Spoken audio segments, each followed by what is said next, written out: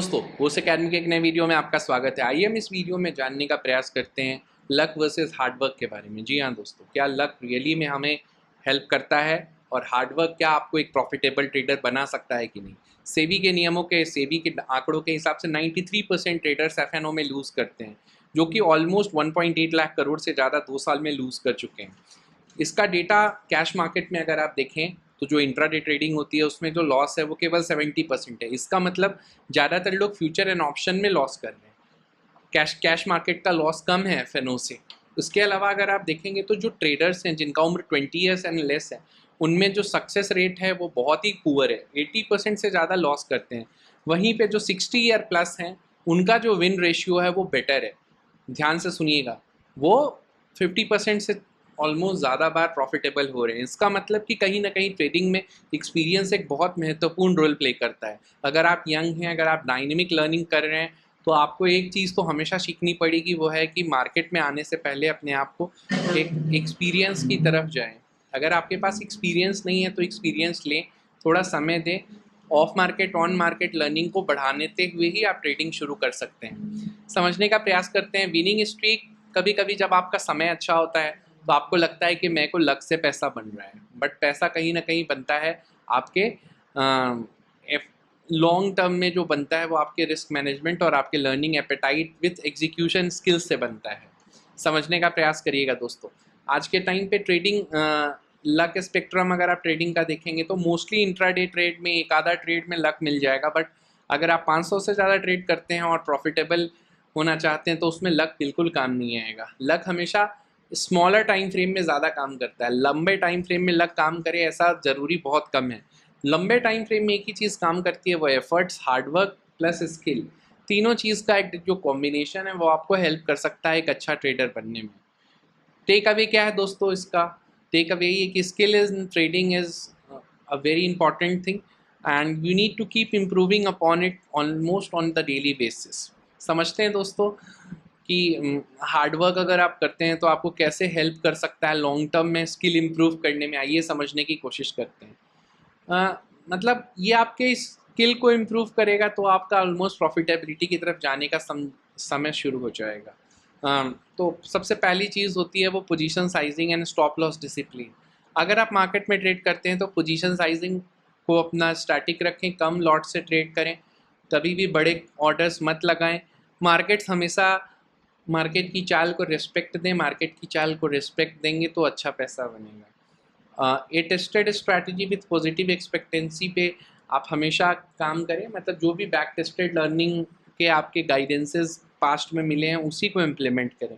कोई भी random trade पे मत जाएं, कोई भी टिप्स पे मत जाएं। इंट्राडे टेलीग्राम चैनल्स के जो टिप्स हैं उनको अवॉइड करें। बेटर है कि आप अपने जो कंडीशनल बैक टेस्टेड जो रिजल्ट्स हैं उनको इम्प्लीमेंट करने का प्रयास करें, उसमें भी आप मैक्सिमम लॉस का हमेशा ख्याल रखें।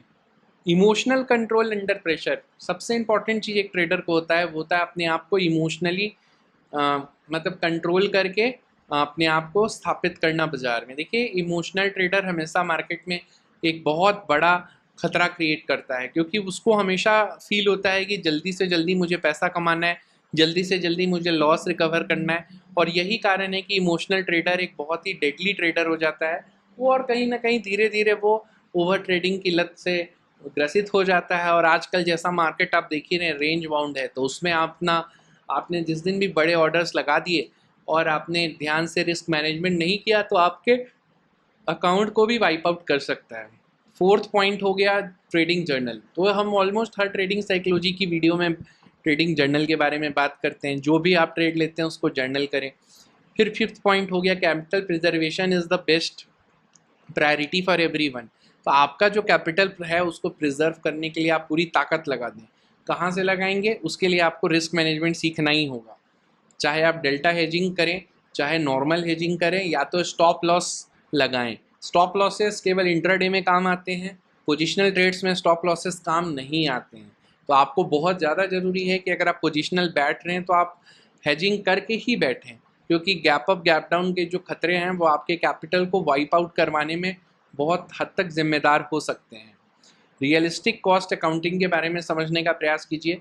कि मार्केट के जो ट्रांजैक्शन चार्जेस हैं इंडिया के वन ऑफ द हाईएस्ट है पूरे वर्ल्ड में। हमारे यहाँ एसटीटी बहुत लगता है, फिर उसके स्टैम्प ड्यूटी लगता है, फिर सेबी फीस लगती है, फिर एक्सचेंज भी आपसे चार्जेस ले रहा है, तो हमारा जो ट्रांजैक्शन कॉस्ट है वो भी बहुत ज़्यादा है। तो आपको उसी स्पीड से और उसी हिसाब से ट्रेड करना होगा कि आपका जो कैपिटल है वो वेस्ट नहीं हो।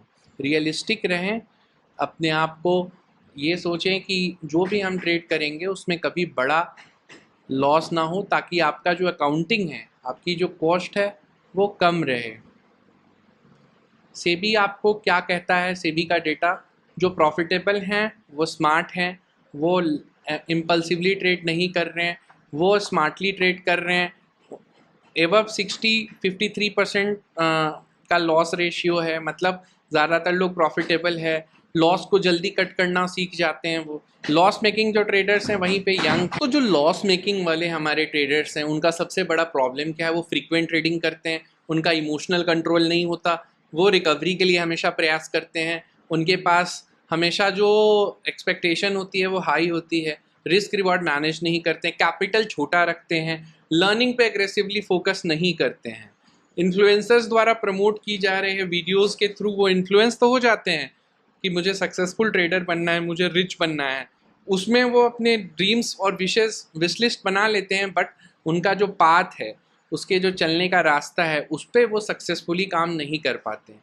इसीलिए आपको अगर प्रॉफिटेबल होना है तो सबसे पहले तजुर्बा लें, दूसरा ज्ञान लें, तीसरा अपने आप को स्थापित करने के लिए ट्रांजैक्शन कॉस्ट को समझें, चौथा ओवर ट्रेडिंग मत करें, पांचवा रिवेंज को मत फॉलो करें। ये जो पॉइंट्स हैं इनको अगर आप स्टडी करते हैं तो आपको बहुत ज़्यादा हेल्प होती है।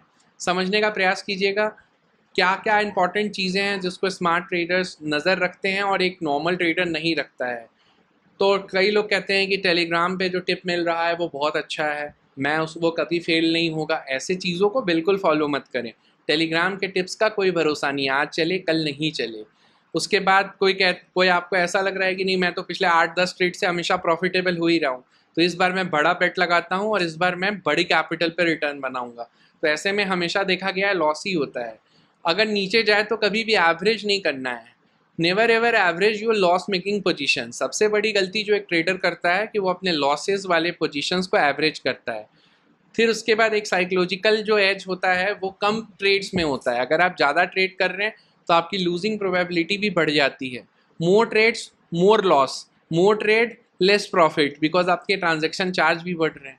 सो आप कोशिश करें कि हमेशा लेस ट्रेड्स करें, ट्रेड को बैक टेस्ट करके करें, हेज करके करें, तो आपकी जो विनिंग प्रोबेबिलिटी है अपने आप बेहतर होने लगेगी। आइए आज हम बात करते हैं एक मैथ्स के बारे में, जो कि समझने का प्रयास करते हैं। जो प्रॉफिट मतलब का कॉस्ट समझने का प्रयास कीजिएगा, तो जो पीएनएल है उसमें सबसे ज़्यादा जो लॉस मेकिंग ट्रेडर्स हैं वो ज़्यादा ट्रांजैक्शन कॉस्ट दे रहे हैं, मतलब जिसका लॉस है वो और ज़्यादा ट्रांजैक्शन कॉस्ट दे रहा है। वहीं पे जो प्रॉफिट वाले ट्रेडर्स हैं वो ट्रांजैक्शन कॉस्ट 19% दे रहे हैं, लेकिन जो लॉस मेकिंग ट्रेडर्स हैं वो 57% तक उसका ट्रांजैक्शन कॉस्ट दे रहे हैं। मतलब higher STT, higher brokerage, higher GST, higher stamp duty.